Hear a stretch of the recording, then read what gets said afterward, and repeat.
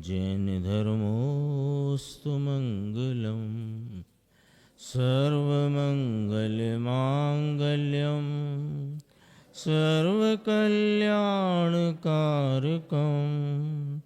प्रधानं सर्वधर्माणां जैनं जयतु शासनम्। मैं नमो तीर्थनायक को, नमो ओंकार वाणी को, नमो उन कुंद प्रभु को जिन्होंने ओंकार धारण की। अहो उपकार जिनवर का, कुंद का दिव्य वाणी का, जिन कुंद ध्वनि दाता उन कहान स्वामी का। नमः समय साराय स्वानुभूत्या चकासते चित् स्वभावाय भावाय सर्वभावांतरच्छिदे। समय सार जी कलश टीका और इसके मोक्ष अधिकार के 185वें कलश पर अभी अपन ने गुरुदेव श्री का व्याख्यान, जिसमें इसके पूर्व वाले व्याख्यान में जो चर्चा आ गई थी वही चर्चा कल अपना जो शाम वाला सेशन था उसमें भी इसका अंश सुना और आज भी अभी अपन ने इसका अंश सुना। मोक्षार्थी किसे कहते हैं ये चर्चा चलती है, तो 3 बिंदु लगभग सबको ख्याल में आ गए, क्योंकि अपने ये शिविर का जितना ये अवधि है उसमें अपन मध्यकाल में पहुंच गए हैं लगभग। आज तीसरा दिन है ना। तो मोक्षार्थी किसे कहना कि सकल कर्म का क्षय होकर प्रकट हुआ है जो अतीन्द्रिय आनंद है। कल के व्याख्यान में गुरुदेव ने कर्म के संदर्भ से एक बात कही थी, वो ख्याल में लेने जैसी है कि कर्म जो द्रव्य कर्म है वो तो निमित्त की चर्चा है, लेकिन सकल कर्म के क्षय का अर्थ है परिणति में से सर्वथा मलिनता का नाश हो जाना और परिणति में पूर्ण शुद्धता, पूर्ण आनंद, पूर्ण वीतरागता का प्रकट हो जाना। ऐसे अतीन्द्रिय भाव को प्रकट करने का है जिनकी अभिलाषा और अभिप्राय, वे मोक्षार्थी हैं। फिर कहा कि अयम सिद्धांतः सेव्यताम, तो कहा कि सिद्धांत यानी वस्तु का स्वरूप वह जो कि कहेंगे, और कहा भी, अब वो शुरू भी हो गई थी कल चर्चा, कि अहम शुद्ध चिन्मयम सदा एव अस्मि, यानी एक अस्थि परक वाक्य, उसमें सारा इस चैतन्य स्वरूप का परिचय करा दिया।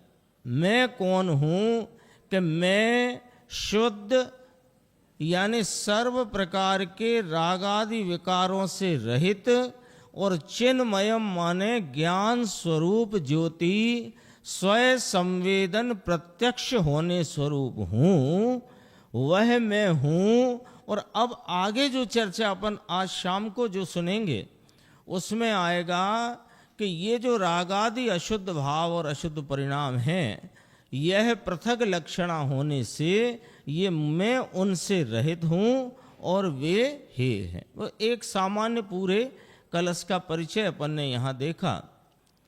कल शाम को जो अपनी चर्चा चल रही थी कि यह चैतन्य परमात्मा जो कि रागादि विकारी भावों से रहित है, जिसमें शुभ अशुभ राग विकार का प्रवेश ही नहीं, वे सर्वथा न्यारे हैं।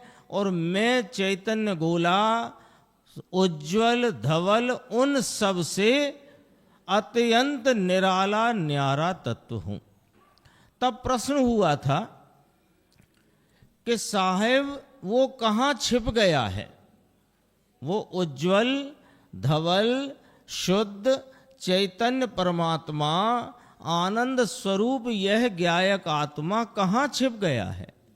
तो कहा कि छिपा नहीं है, नजर का फर्क है। तेरी नजर राग द्वेष शुभ अशुभ भाव विकारी परिणामों पर लगी होने से वह तुझे नजर में आता नहीं, वो छिप नहीं गया है। तब अपन ने याद किया था, बहन श्री का एक बहुत प्रसिद्ध बोल है, जागतो जीव उबो छे ते क्या जाए। मुझे ऐसा विचार आया, इस चर्चा तो कल हो गई थी, पर फिर मुझे विचार आया कि हो सकता है आप में से किसी का प्रश्न हो कि नजर में आए कैसे, क्योंकि यहां तक तो बात अपनी आ गई कि वह शुभ अशुभ भावों से न्यारा निराला तत्व है। जो फिर पूछा कि ये सब शुभ अशुभ भावों से न्यारा है तो छिप कहाँ गया है?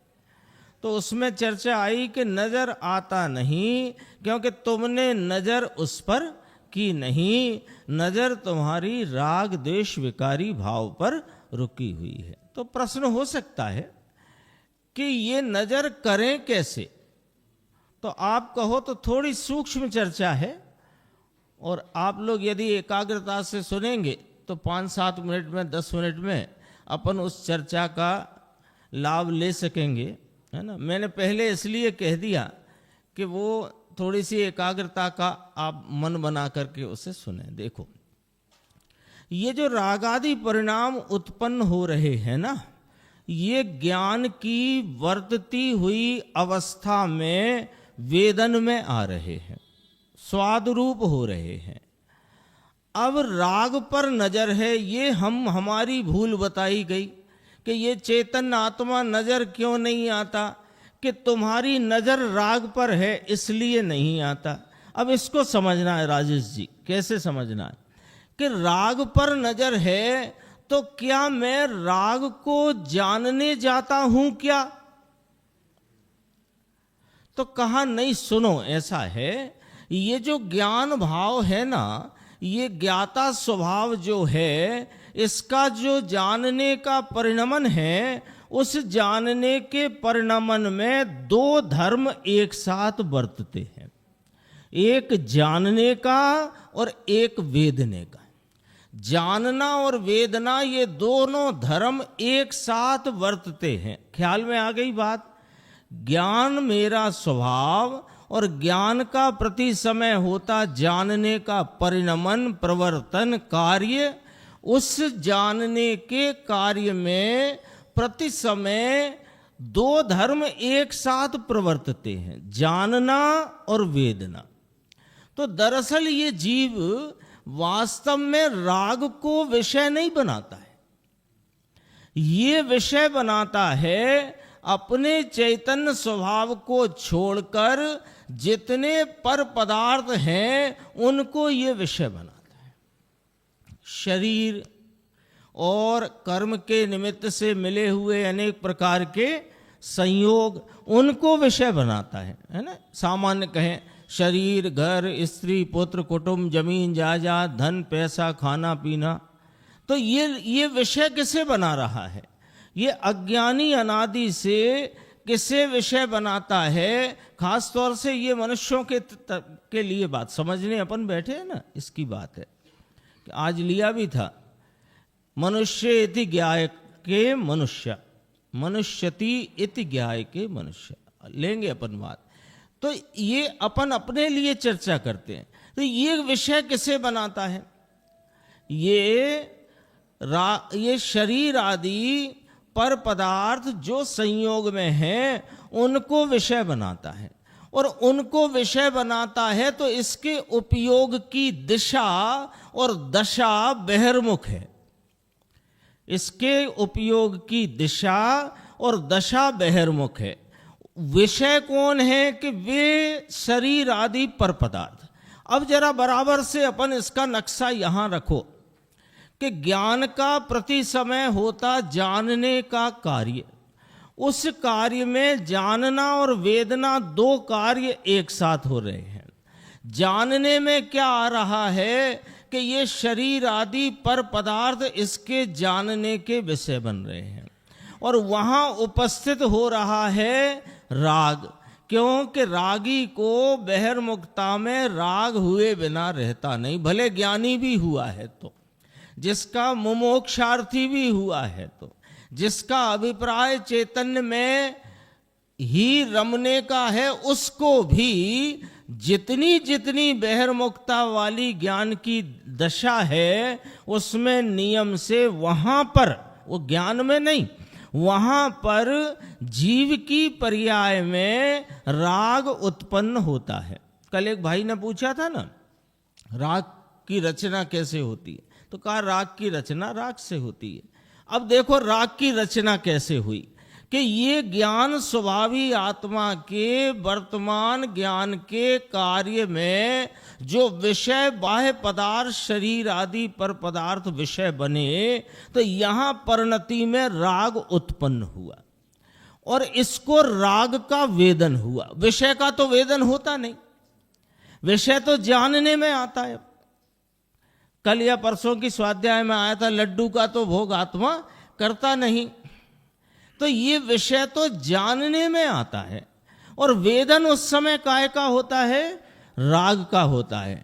तो ये राग को वेदते हुए और अपने को नहीं जानने से अपने स्वरूप के बेभान पने में ये राग को ही अपना स्वरूप मानता है, उसका ही स्वाद लेता है, और यही मैं हूं, ऐसी मिथ्या भ्रांति में अनादि से ये जीव चला आया है। ठीक है, अब देखो अपने सामने कितने आ गए नक्शे में कि ज्ञान स्वभाव का प्रति समय होता ज्ञान परिणाम, और उसके विषय बनते हुए शरीर आदि ज्ञेय पदार्थ, और वहां उत्पन्न होता हुआ राग, और राग का वेदन, और उस वेदन में मैं पने की प्रतीति।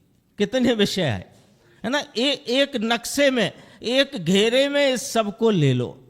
दोबारा से, ज्ञान स्वभाव का प्रति समय प्रवर्तमान ज्ञान का परिणाम, उस ज्ञान के परिणाम में जानने में आता हुआ ज्ञेय रूप पर पदार्थ, और वहां उत्पन्न होता हुआ इष्टता अनिष्टता वाला राग का विकारी भाव, और राग के विकारी भाव का उसी ज्ञान दशा में होता हुआ वेदन, और वहां पर जो ये हो रहा है उस वेदन में प्रतीति कर रहा है ये मैंपने की। ये नक्शा है अज्ञान का, ये अज्ञान का नक्शा। ठीक है, अब यहां से ज्ञान कैसे प्रकट हो, इसी नक्शे में से अब अपन देखते हैं। देखो कि जो राग वहां पर वेदन में आ रहा है, ये हमने हमारे विकल्पात्मक ज्ञान में निर्णय में लिया कि ये शुभ अशुभ राग के विकारी भाव ये मेरा स्वरूप नहीं, तो अभी जरा विकल्पात्मक ज्ञान में ही इसको हाशिए पर डाल दो, राग को साइड कर दो। और अब क्या है, राग और राग का वेदन, इनको जरा अपन ने हाशिए पे लिया, तो अब जानने का जो कार्य चल रहा है वहां दो चीजें रह गईं, एक ज्ञान की दशा और एक ज्ञेय वस्तु जो निमित्त है। राग है, राग का वेदन है, जरा अपन ने उसे हाशिए पर ले लिया, साइड में ले लिया, और वहां पर जो ज्ञेय वस्तु है, जैसे कि ये अभी शब्द का आपको जानना हो रहा है, तो ये शब्द रूप ज्ञेय और शब्द रूप के भाव को या शब्द को जानती हुई वहां परिणमित ज्ञान की दशा, ये दो रह गए अपने अभी। ठीक है, अब ये वास्तव में अब अपन ज्ञान की तरफ आकर के देखते हैं कि ये वास्तव में ज्ञेय को जान रहा है कि ज्ञेय के आकार रूप परिणमित अपने ज्ञान को जान रहा है। धीरे धीरे चल रहा है ना अपना। समीकरण कैसे हल करते हैं, पहले वो फ्रिक्शन आते थे ना गणित में, तो धीरे धीरे समीकरण हल करते हैं। ऐसे जरा देखते जाओ, राग और राग का वेदन तो हमने बुद्धि पूर्वक ख्याल में लेकर के ये मेरा स्वरूप नहीं, इसे साइड में किया। ज्ञान मेरा स्वरूप है, मैं ज्ञायक हूं, जानना मेरा कार्य है, मैं जान रहा हूं। अब यहां पर ये विचार करते हैं कि जान क्या रहे हो। क्या ये शब्दों को जान रहे हो, बाहर निकले उजाले को जान रहे हो, ये जिनवाणी की लाल वेस्टर्न को जान रहे हो, कि उस समय परिणमित अपनी ज्ञान की दशा को जान रहे? बताओ साहब, किसको जान रहे है ना? यहां तक पहुंच रही कि नहीं बात, है ना? अपना ये अभी चलता हुआ ज्ञान उपयोग वहां तक पहुंच रहा है कि नहीं, कि मैं किसको जान रहा हूं। राग राग का वेदन साइड, ज्ञेय और ज्ञान के बीच की बात में अब जरा विचार किया तो मैं ज्ञेय को भी कहां जान रहा हूं। मैं तो दरअसल में उस समय अपनी परिणमित ज्ञान के उस विशेष भाव को जान रहा हूं, उस संबंधी अपनी ज्ञान पर्याय को। अब उस संबंधी का संबंध जरा छोड़ दिया, ज्ञान पर्याय को जान रहा हूं, अपनी ज्ञान पर्याय को जान रहा हूं। उस ज्ञान पर्याय का मुख बाहर की ओर है, तो वहां राग उत्पन्न हो रहा है, राग का वेदन है, और राग के वेदन में आपरूपता की प्रतीति, नक्शा तो वही का वही है अपना। अब उस सबको हमने साइड किनारे करके यहां तक बात पहुंची है कि मैं अपनी ज्ञान की प्रवर्तमान एक एक समय की विशेष भाव रूप वाले अवस्था को जान रहा हूं। ठीक है, अब देखो जानने का मैं एक और आपको नमूना दिखाता हूं। ये भगवान विराजमान है, ये ज्ञान का विषय बने, तो आपने भगवान को जाना कि ज्ञान की उस पर्याय को जाना जो भगवान के आकार रूप आपकी ज्ञान अवस्था बनी। ठीक है, दरवाजा, बाहर लगे हुए गुरुदेव श्री के चित्र, बैठा हुआ ये मैं, पीछे खिड़की, ये माइक, ये अपना कैमरा, ये माइक, ये अनेक विषय प्रति समय अलग अलग अलग समय में जानने में आ रहे। तो अब हमने क्या किया कि हम इनको नहीं जान रहे, हम अपने प्रवर्तते हुए ज्ञान के कार्यक्रम में उस समय की प्रवर्तित ज्ञान की दशा को जान रहे हैं। उस समय की प्रवर्तित ज्ञान की दशा को जान रहे हैं। मैं और सरल करता हूं, देखो, ये 1 उंगली का ज्ञान, ये 2 का ज्ञान, ये 3 का ज्ञान, ये 4 का ज्ञान, यानी 1 उंगली संबंधी ज्ञान की दशा को जाना, 2 उंगली संबंधी ज्ञान की दशा को जाना, 3 उंगली संबंधी ज्ञान की दशा को जाना, 4 उंगली संबंधी ज्ञान की दशा को जाना। ठीक है, अब यहां पर एक बात विचार में लो कि जब ये 1 उंगली संबंधी ज्ञान की दशा को जाना, तब विशेष भाव क्या कि 1 उंगली संबंधी ज्ञान की दशा, फिर दूसरी दशा में 2 उंगली संबंधी ज्ञान की दशा, फिर तीसरे में 3 उंगली संबंधी ज्ञान की दशा, चौथे में 4 उंगली संबंधी ज्ञान की दशा। अब मेरा प्रश्न है कि इन 4 दशाओं में क्या कोई एक भाव ऐसा है जो इन चारों में एक रूपता से व्याप्त है? है कोई भाव आपको ख्याल में आता है, ऐसा कोई भाव जो इन चारों प्रकार की ज्ञान की विशेष दशाओं में भी हर समय एक रूपता से रहा? 1 उंगली जानने की दशा में भी ज्ञान सामान्य, 2 उंगली की ज्ञान की दशा वाले परिणमन में भी ज्ञान सामान्य, तीसरे में भी ज्ञान सामान्य, चौथे में भी ज्ञान सामान्य। अब क्या करना है कि ये विशेष पर से लक्ष्य छोड़कर एक धारा से प्रवर्तमान ज्ञान ज्ञान ज्ञान ज्ञान ज्ञान, जो ज्ञान सामान्य है वो लक्ष्य में ले, तो ये छुपाई नहीं है, ये तो नजर में आ जाए, हाजरा हुजूर विद्यमान है। इतनी बात मुझे इसमें कहने का भाव था, है ना। और आज देखो हमारे राजेश भैया पूजन करा रहे थे ना, तो तीसरी पूजन की जयमाला 15वीं गाथा पर, उसके देखो 2 ही पंक्ति में सुनाता हूं आपको। जब ज्ञान मात्र का अनुभव परिणति में लहराता है, ज्ञेयाकारों का मुझको तब तेरो भाव पाता है। जो ज्ञेयाशक्त हुए हैं नहीं स्वाद ज्ञान का जाने। अब ये चौथी लाइन, बह रही ज्ञान की धारा पर वे न उसे पहचाने। ये जो ज्ञान की धारा है बह रही है, प्रत्येक समय जानने के निरंतर बरतते इस कार्यक्रम में एक धारा एक रूप सामान सदृश सदृश सदृश ज्ञान ज्ञान ज्ञान ज्ञान ज्ञान, ये जो एक रूपता है, ये जो सदृशता है, ये वास्तव में लक्ष्य करने का विषय है। इसे दृष्टि का विषय कहो, इसे ध्यान का ध्येय कहो, इसे ज्ञान का ज्ञेय कहो, ये सम्यक दर्शन का विषय कहो, अथवा कि ये आत्मा नजर कैसे आए उसकी विधि कहो। ये है बस, ख्याल में आया ना। बह रही ज्ञान की धारा, जो ज्ञान की धारा निरंतर, कहां जाएं ज्ञायक को ढूंढने।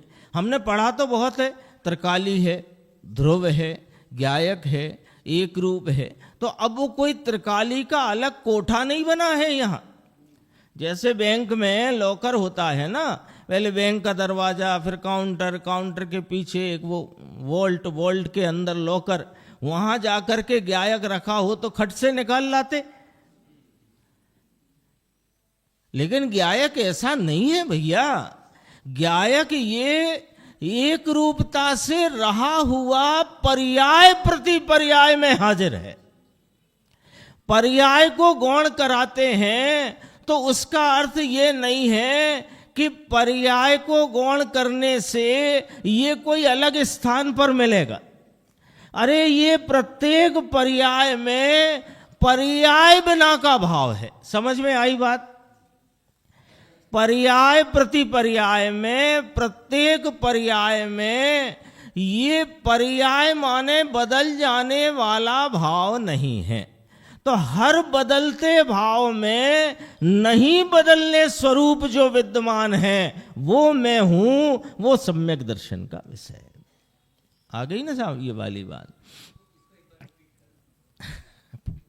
पूरा विषय लास्ट की। हाँ हाँ हाँ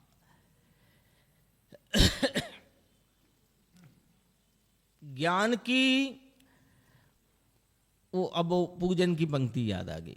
ज्ञान की प्रतिपल उठे तरंग, झांकता उसमें आत्म राम। तो ज्ञान का जो कार्यक्रम है, कल अपन ने बात की थी, ये कभी छुट्टी पे तो जाता नहीं ज्ञान।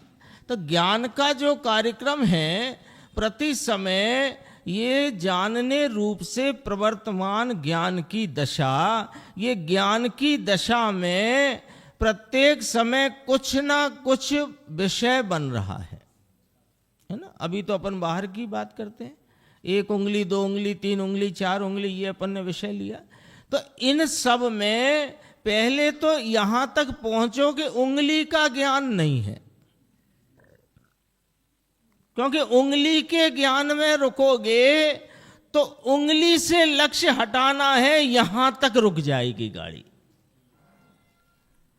दरअसल में उंगली का ज्ञान नहीं है, उंगली संबंधी अपनी ज्ञान पर्याय जानने में आ रही है।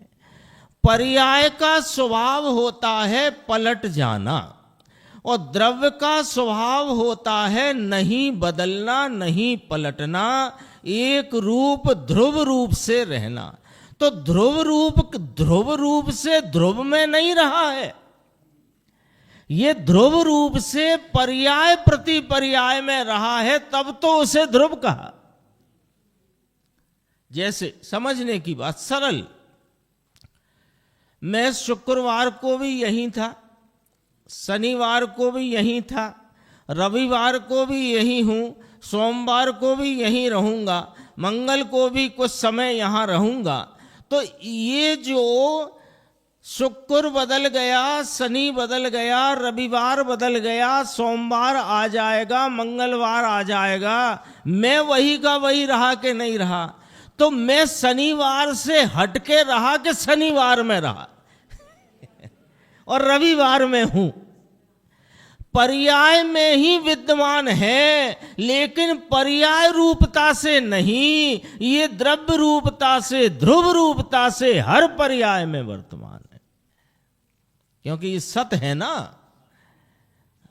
सत है ना, तो सत तो वर्तमान को कहते हैं।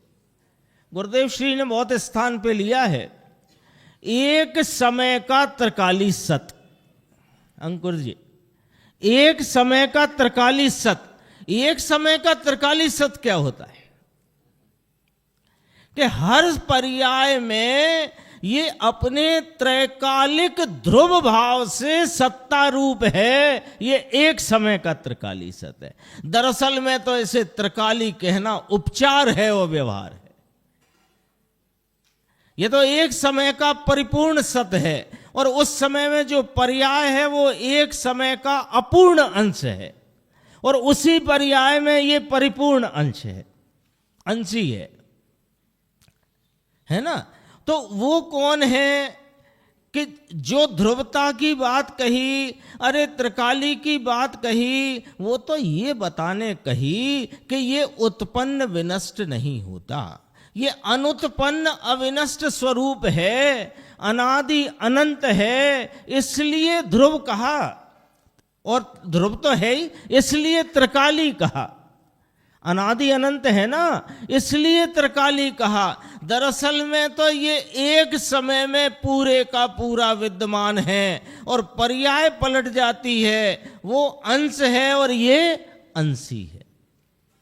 तो हर अंश में अंशी विराजमान है। निगाह बस इतनी करना है कि अंश पर से लक्ष्य छोड़कर अंशी जो हर अंश में अंशी रूप, सामान्य रूप, सदृश रूप, एक रूपता से विराजमान प्रवर्तमान है, उसको लक्ष्यगत करते ही ये मुमुक्षु हो जाता है, मोक्षार्थी हो जाता है।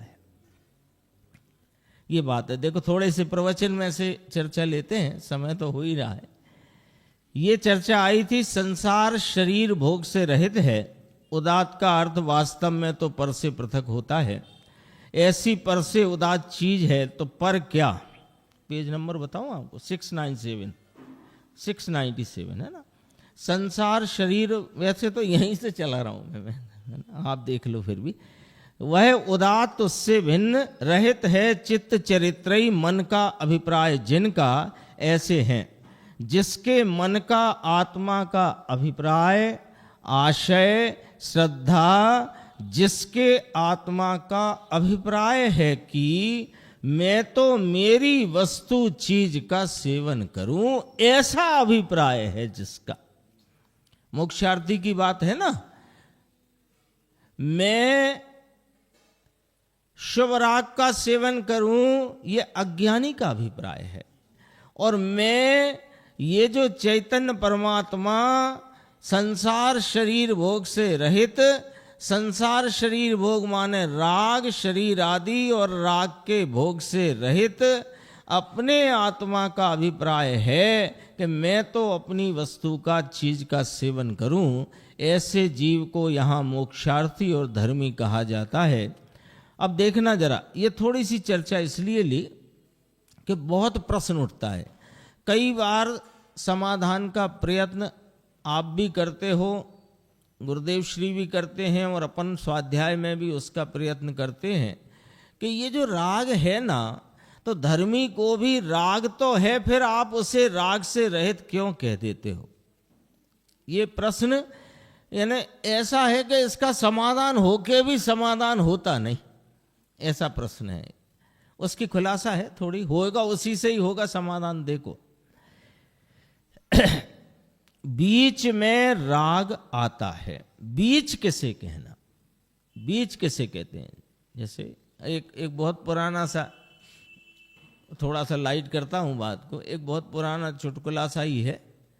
तो कोई व्यक्ति भोजन करने बैठे, तो उनका भोजन निरंतर चल रहा था, तो वो लगातार 1 2 3 4, तो वो जो मेजबान थे उनने कहा बीच में पानी तो पी लेने दो, तो उनने कहा बीच तो आने दो। तो बीच किसे कहते हैं? अपन तो इस पे बात कर रहे हैं। बीच उसे कहते हैं कि जहां प्रारंभ हो चुका हो और पूर्णता नहीं हुई हो। मुझे यहां इंदौर से अशोकनगर जाना हो, तो देवास, शाजापुर, मक्सी जो कुछ भी रास्ते में है वो बीच कहलाएगा, है ना। और अशोकनगर तो डेस्टिनेशन है, और यहां से जब मैं चल दूंगा तब बीच कहूंगा ना। मेरे पास फोन आए कहाँ हो, अब मैं मनोज जी के घर में ही बैठा हूं, तो मैं कैसे कह दूं कि मैं बीच में हूं, रास्ते में हूं? बीच नहीं कह सकते ना। बीच कब कहते हैं? कि जब इस चैतन्य आत्मा का अभिप्राय इसी के वेदन का, संचेतन का, इसी में रमने का, इसी की प्राप्ति का अभिप्राय है, पूर्ण दशा की प्राप्ति का अभिप्राय है, वो उसके शुरू हो गया है बीच। तो उसको राग आता है। जब स्थिर ना हो सके तो राग आता है, परंतु उस राग को छोड़ने योग्य मानता है, आदरणीय नहीं मानता। बस इतनी बात पर मुझे यहां पर बात कहनी है। राग आता है कि नहीं आता? देखो, चौथे गुण स्थान में जब मोक्षार्थी है, मुमुक्षु है, तो उसको भगवान की भक्ति का, गुणानुवाद का, गुणस्तवन का, जिन शासन की प्रभावना का विकल्प आता है, राग आता है। लेकिन राग को आदरणीय नहीं मानता, करना चाहिए ऐसा नहीं मानता। भाई यहां थोड़ा सा अपना चिंतन गहराई से करके, जो ज्ञानियों को हम कहां से बहाना ढूंढते हैं, ज्ञानियों को भी तो आता है साहब, ज्ञानियों को भी आता है, तो वे भी तो कहते हैं कि करना चाहिए। अरे वे कह भले देते हो करना चाहिए, पर उनकी अंतरंग परिणति में किंचित आदरणीय नहीं है, और करना चाहिए वाला काम उनके पास है ही नहीं। कह देते हो, कह देते हैं कि हो क्या, कह ही देते हैं। जितनी उपदेश की शैली है यही कहा जाता है। भगवान के दर्शन करना चाहिए, उनका गुणानुवाद करना चाहिए, उनका गुणस्तवन करना चाहिए, जन शासन की प्रभावना करना चाहिए। फिर आगे बढ़ते हैं 5वें गुण स्थान में, तो 5 अणुव्रत धारण करने चाहिए, 7 शीलव्रत अंगीकार करने चाहिए, और जब अंत समय निकट देखो तो सल्लेखना भी धारण करनी चाहिए। और इतने पर ही नहीं, यदि अंदर में वेग पुरुषार्थ यदि जोर देता हो, तो 3 कषाय चौकड़ी की अभाव रूपता वाली मुनि दशा भी अंगीकार करनी चाहिए, 5 महाव्रत अंगीकार करने चाहिए, 28 मूल गुण अंगीकार करने चाहिए। ये चाहिए, एक भी चाहिए नहीं, उसे एक भी नहीं चाहिए। और जिसे चाहिए वो मिथ्या दृष्टि है। जिसे चाहिए वो मिथ्या दृष्टि है। क्यों? कि उसने उसे आदरणीय माना है। तो जो राग को आदरणीय मानेगा, वो इस चैतन्य को अनादरणीय माने बिना, यानी उसने माना ही है, माने बिना क्या, उसके लिए तो चैतन्य का अनादर ही हो रहा है। देखो, आता है तो हम उस आते हुए राग पर रीझते हैं, और उस ज्ञानी के चौथे गुण स्थान वाले, श्रावक पांचवें गुण स्थान वाले, मुनिराज छठवें सातवें गुण स्थान और आगे के गुण स्थान वाले, हम उनकी अंतरंग परिणति और उनका ध्येयभूत जो चैतन्य परमात्मा है, हम उस पर नहीं रीझते। हम रीझते हैं उनकी ये बाह्य में दिखती क्रिया और कषाय की मंदता और त्याग रूपता का जो बाह्य में दिखाई देता हुआ है, उसको क्रिया कांड कहते हैं। मेरा शब्द नहीं है, आगम का शब्द है ना। आज तो गुरुदेव ने बहुत कठिन शब्द बोले थे, मैं तो बोलना भी नहीं चाह रहा, याद दिलाना चाह रहा। विष्टा बोला, जहर बोला, तो बताओ उसमें से कौन कौन से राग को अलग करके समझना है। विष्टा बोला ना, मैसूप की विष्टा, रोटी की विष्टा। फिर बोला विष्टा कड़क लगता है तो जहर बोला। दरअसल में जहर कड़क है, लेकिन अपने को क्या है, जैसे आपस में बोलने चालने की जो अपना सिस्टम है ना, उसमें ये विष्टा शब्द थोड़ा अच्छा नहीं लगता। जहर तो अच्छा लग जाता है, लेकिन जहर है ज्यादा खतरनाक।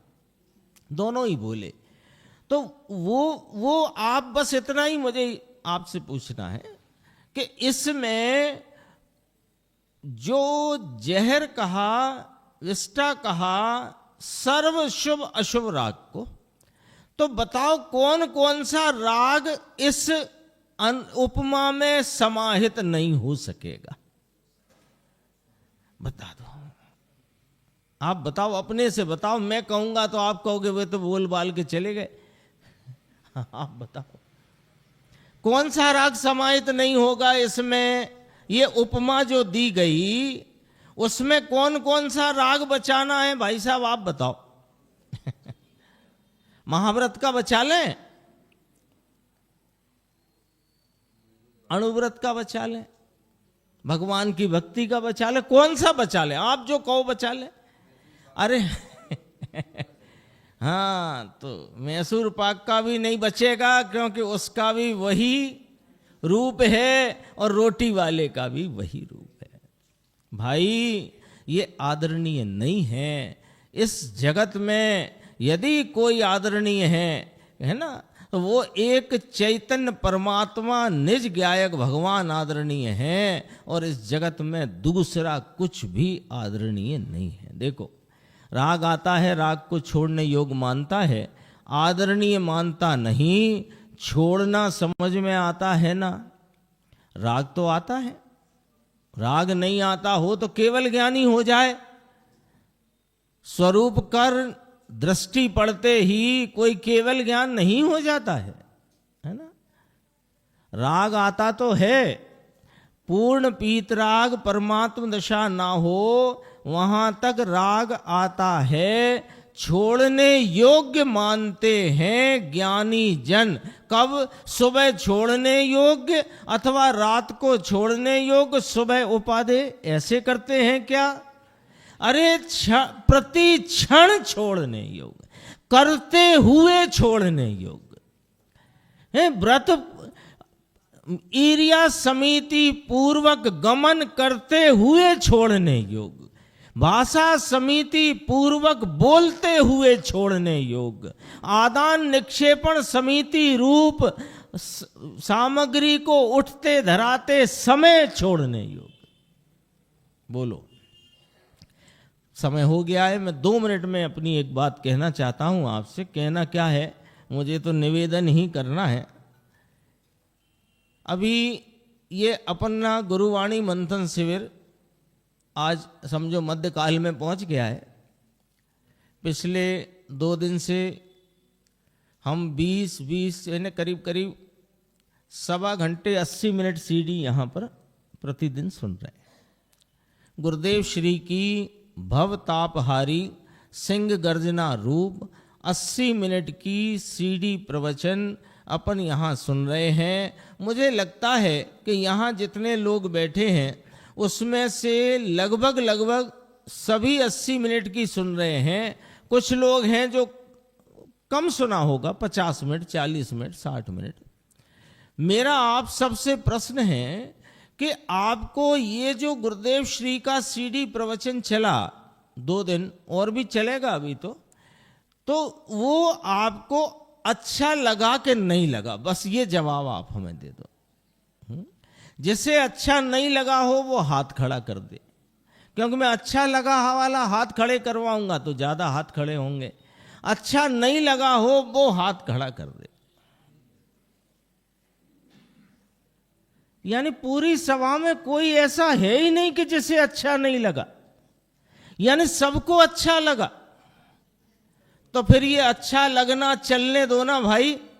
शिविर तो मंगलवार को पूरा हो जाएगा, लेकिन नीलेश भाई आपके बिल्कुल तत्पर हैं और मेरा आप सबसे बिल्कुल विनम्रता से हाथ जोड़ करके निवेदन है, राजेश भाई को और नीलेश भाई को जिम्मेदारी सौंपता हूं। सुशील भाई दिख नहीं रहे मुझे, बैठे तो है मैंने बस पैंट शर्ट में आ गए तो मैं पहचान नहीं पाया, बहुत देर से देख रहा था मैं। सुशील भाई, राजेश भाई, नीलेश भाई और भी सभी, मनोज भाई साहब हैं, सुनील जी हैं, आप लोग दृढ़ संकल्पित होकर के सुबह अथवा शाम कम से कम आधा घंटा गुरुदेव श्री का सीडी प्रवचन जरूर सुने। यदि पीडीएफ वाले सुनना है पीडीएफ वाले सुने, पीडीएफ वाले नहीं सुनना तो सबटाइटल वाले सुने। यानी व्यवस्था तो इतनी है, बस आपकी हाँ करने की जरूरत है। मैं पुनः पुनः हाथ जोड़कर निवेदन करता हूं कि ये गुरुवाणी मंथन शिविर का जो सीडी का सिलसिला है, ये सिलसिला बिल्कुल टूटे नहीं, निरंतर निरंतर चलता रहे। और मैं नीलेश भाई से फोन कर करके और सुशील भाई साहब से फोन करके मनोज भाई साहब से पूछता ही रहूंगा। इतना कहकर मैं अभी की बात समाप्त कर, जब चलेगी तो आएंगे। अरे मैं कह रहा हूं 4 लोग चलाने वाले आ गए तो सुनने वाले 4 ही बहुत हैं। आओ तो सही, शुरू तो करो।